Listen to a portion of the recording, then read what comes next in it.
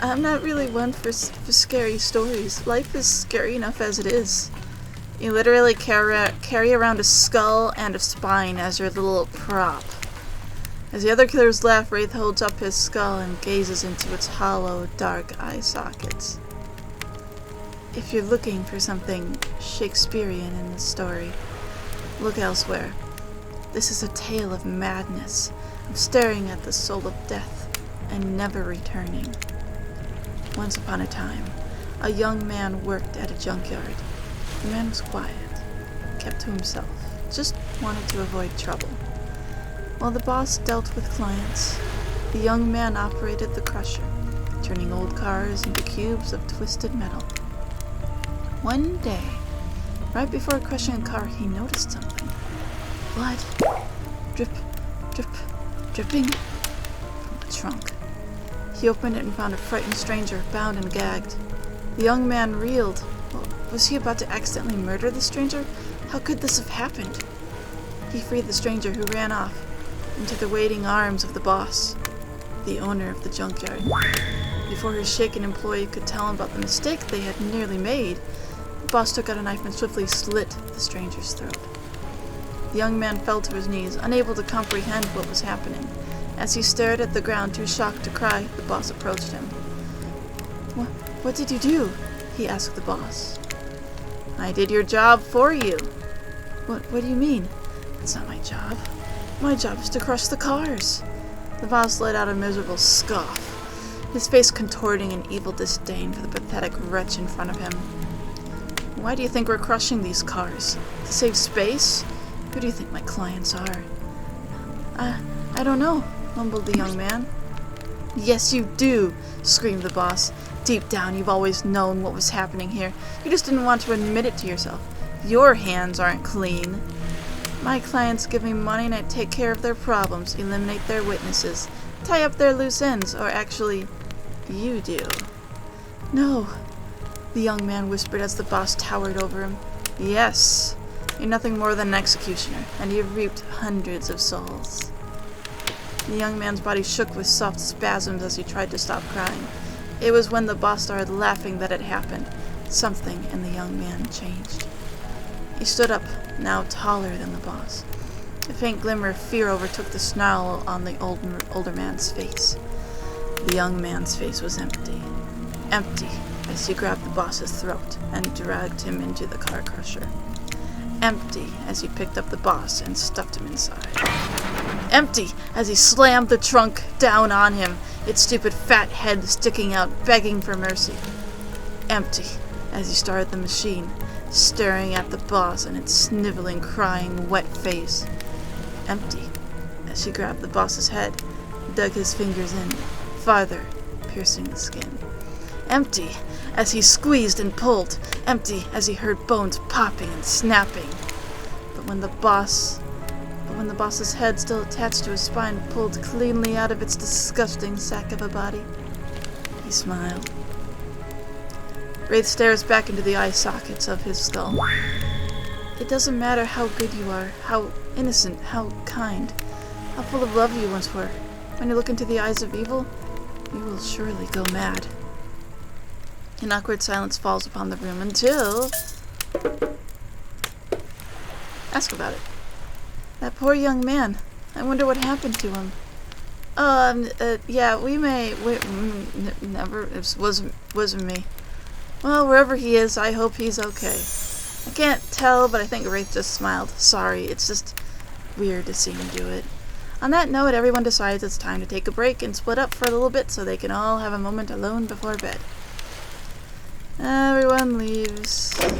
And then this happens, and I'm gonna skip. Oh, whoops. I just know that if you got to know me, then, look, the others, they're not around. And I really hate the fire pit. I just kind of hate fire in general. Maybe we could go back to the pool. And I don't know, wherever. You know, a dip in the pool with the Wraith. And you've come a long way in a single day. I'm not saying you shouldn't follow him. An offer like that. Just don't forget our little talk. You and your storyteller friend slip into the water. It's just the right temperature for an evening dip. Plus, if some jealous shark comes along and manages to jump from the ocean into the pool, you're also pretty sure your killer companion could handle it. Hey, do you remember my story? You mean the one you just told? Like, a minute ago? Yeah. Yes. Do you mean, what would you think of him, the young man in the story? You think he's weird?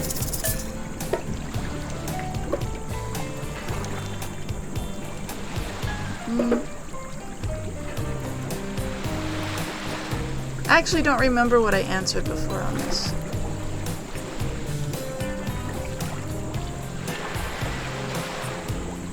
Did I answer I would forgive him? I think so. I would forgive him. What happened to him would make anyone snap.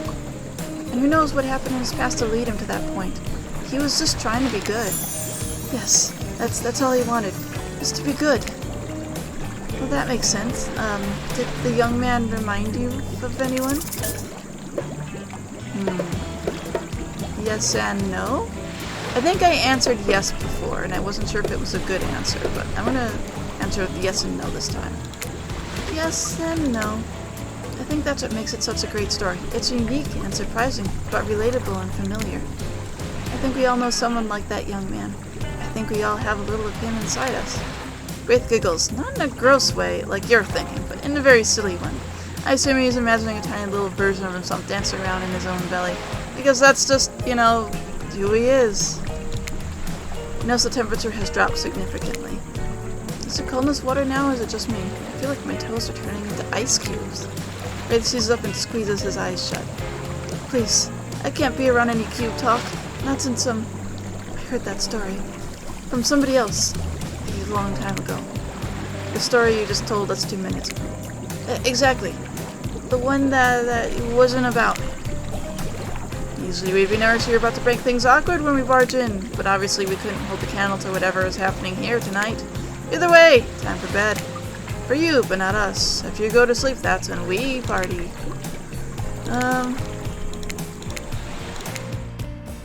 And I'm gonna skip ahead. Oh yeah, and then this is the thing. And ready? I'm not gonna listen to these very much.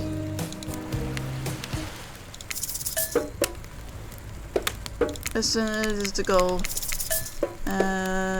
We can't fall asleep, so let's call Wraith back. Wraith, are you around? I was wondering if I could get a little company. I can't really sleep. Oh, that happens to me a lot. Okay. Don't laugh. Promise? I promise. I guess my secret to falling asleep is listening to the sound of bells or chimes. Think of it as white noise to drown out anything you might be hearing that's keeping you up. Like what, Wraith? Like those distant screams we can all hear coming from beyond the mountain? If that's, a bit morbid, I guess you could hold on to this chest piece of mine. It's a horsey. It's a knight. They're brave, like I wish I were. And the horsey is cute. You finally start to feel sleepy, except maybe this isn't really sleepy. Maybe you're paralyzed. You try to keep your eyes open, but you can't. Darkness overtakes you. The dark voice from earlier speaks to you again. It shouldn't still be as spooky. By now you've had a whole day of strange voices in your head, but this one is still undeniably odd. Look, I'm not saying that my feelings are hurt because you chose to swim in some pathetic... Oh, this is... You awake, suddenly you see someone looming over you. Trapper is sitting beside you, sketching a portrait. Oh, you're awake! I saw you with the Wraith right before bedtime. You know, they're not what they seem. Not like me, who's obviously completely honest and trustworthy. I was checking to make sure you weren't sleeping near one of my... Actually, never mind. Just be careful where you sit. But since I'm here, I'd like to share 2 things with you. 1, I do not take rejection well. 2, first thing is very important to remember. Were you drawing me? Trapper doesn't answer. You aren't drawing stink lines radiating out from me, are you? Still nothing from Trapper. Look, I'm not an easy guy to get along with, but I am an easy guy to spend time with. That'll make sense if you choose to spend time with me tomorrow. The rest of this scum live like rats. They wouldn't know a good time if it bit them on the ass. I mean that, literally. Point is, if you select me, you're in for a day of luxury, extravagance, and fun. Yes, I said fun. And if I don't pick you, remember what I said earlier. It might be the last thing you ever forget. But hey, you look tired. Get some sleep. Sleep. Rest. Maybe even sleep well if you can. Just try not to roll over to the about 15 feet to your left. Finally alone, for real this time, maybe. You drift off to sleep again. Hopefully you're not poisoned. Yeah, hopefully. Wait a second. Oh, it's this.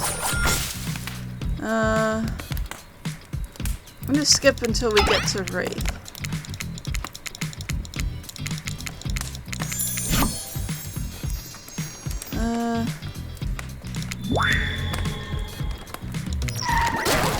Yeah, today was fun. I don't want to get ahead of myself. I really am invested in some. Oh, I think this is basically the same as what it said before.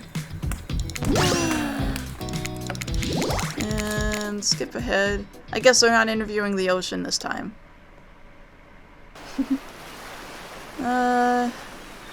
You open your eyes, the sun is shining, there's not a cloud in the sky, and we're away from where we fell asleep, because who knows? Nope. Nope. Nope. Nope. Nope. Nope. Nope. Nope. Nope.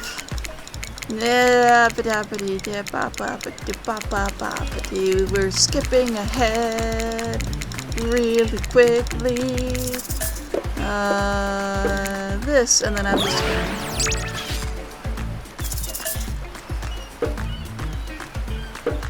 gonna get past it.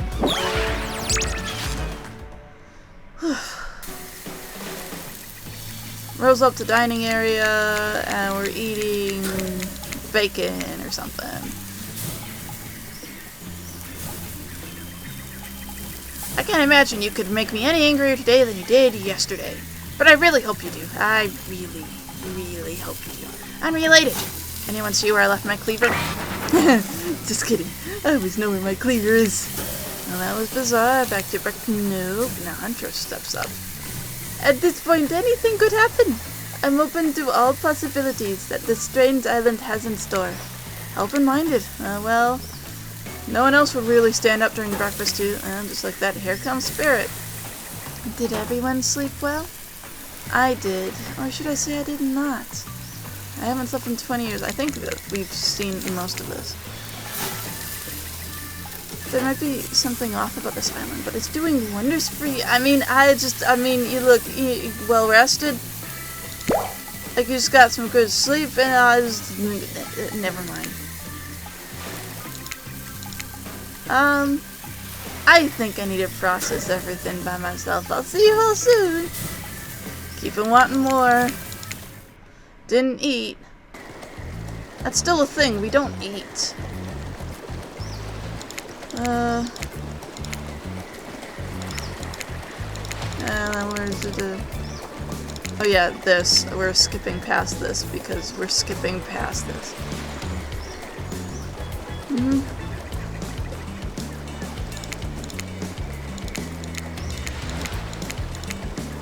Today you're on a date with you. Oh, I like that. I don't want to be on a date. No, entity, go away! Spiky tip, like a palm tree is bending over to screw with you. That's not true at all. That's... Oh, never mind. I was hoping it was Wraith.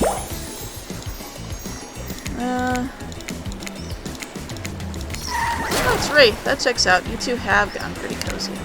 Hi. Sorry if this is too forward, but do you want to get out of here? I know a place that's kind of it's got, well, you know, it's hard to explain. Actually, it's kind of weird. You know what? If you want to go somewhere else with someone else, totally understand. But if you want something weird and interesting, I mean, oh, I guess. You've been around Wraith long enough to realize that his rambling speech was actually him being incredibly brave and asking you out.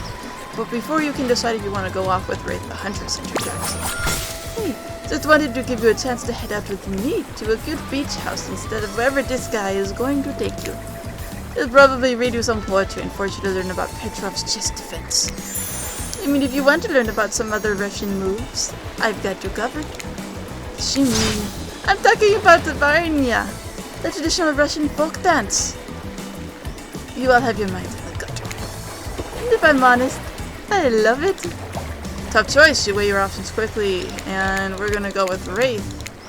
Because we're gonna go with Wraith. I gotta go with Wraith. Wraith? Yes? I picked you. Sorry, I stopped paying attention. I thought I was hallucinating, and I'm now, really? Yeah, really. Cool! Here's my island hangout. This is what I call the cosmic dump. I know, it's one of those first draft gonna change it later names, but that just kinda sucks. Dump is being kind. It's a massive collection of seemingly ancient ruins that simultaneously appear to have been recently abandoned.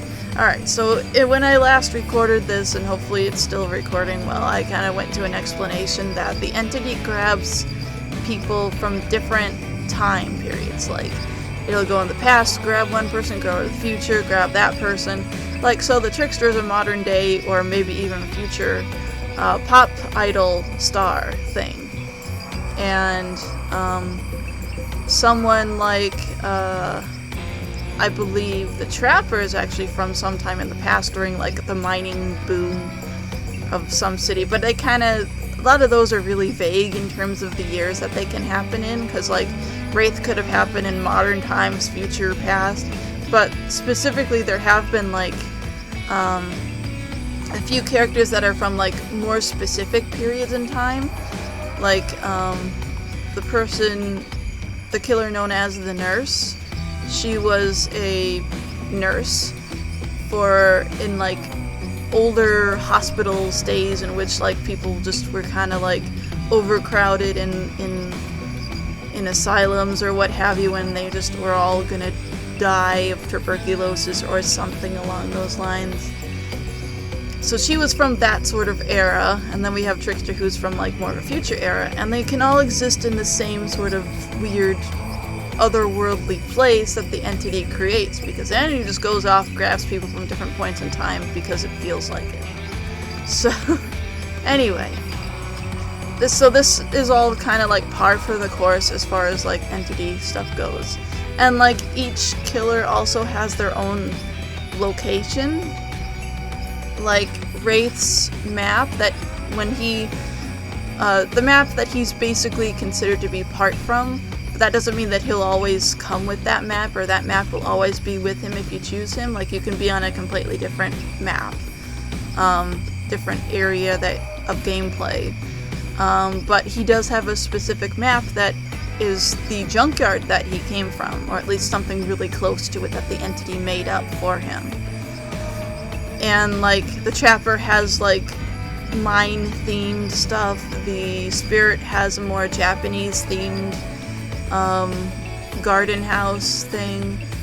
I don't remember what Trapper's looks like, or Trickster's look like. Huntress, I believe, is, like, just a forest, but it's more, like, detailed with a cabin in it, you know, a creepy cabin, there has to be. But anyway. And a little beat up. There are stone obelisks, strange carvings, and ritual tables. Is that a car? It's pretty weird. Like a collection of things from different, I don't know, places? Eras would also be correct. You look around in awe, then look at Wraith, expecting more of an explanation. There is a very long, very awkward pause. You know what? I'm gonna do it. Try and look cute. You dig your toe into the dirt trying to be cute. Wraith is too busy averting his eyes and dying inside to notice. After what seems like an eternity, Wraith finally manages to an entire sentence. So what brings you to the island?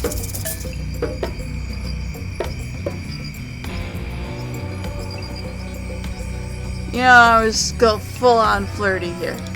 You smile cheekily as you practically purr. You? Wraith covers his face and excuses himself. You can overhear him doing breathing exercises and giving himself a pep talk in the woods near. He's adorable. He comes back, blushing. Sorry, I had to check on P. I had to go check on and pee. Wraith looks at you with his always sad puppy dog eyes, searching for something to say. Anything to talk about. He clears his throat. You remember my bell? I showed it to you yesterday. Oh, I forgot to even say earlier on, that story he told by the campfire, that is literally his backstory. He didn't go and think or say anything else. That is literally his backstory. And so he's more like, I think the boss seems to say that, oh, you knew you were killing people, but I really don't think that's the case at all. He didn't know he was killing people, because his first reaction upon seeing a person in there is to release them. If he knew he was killing people, he would have just been like, oops, and then like hit the button and continued to crush the person. But he didn't know he was being used as an executioner. But yeah, he did snap and he did kill him, and then the entity, while he was weak and emotional, convinced him to become a killer. So yeah, that is what happened with him. Yeah, bell. Of course! Wraith pulls it out. The bell, you purr! Well, I just think it's really nice you picked me to hang out with, and, you know, I give you bell. Wraith gives it to you! The bell! He gives you the bell. Get your mind out of the gutter, jeez. I want you to have it, please. Take care of it. You know how much it means to me. I promise I'll take such good care of it. This is the sweetest gift. Why are you mad? The cat just jumped up on my lap and then she growled and I'm like, you came here. Anyway, Wraith smiles, but even when smiling his eyes seem sad. You smile back knowing what a gift he's just given you. I mean, it's kind of shitty because you can't really do anything with it, but it means a lot. Not to you though, to someone else. Still, cool gift. You both search for something to say, anything to talk about. During the awkward silence, you look around the dump, spotting some kind of ritual table stained with blood and littered with various bottles. Nearby is what looks like some dangerous potions. What is this ancient cult up to?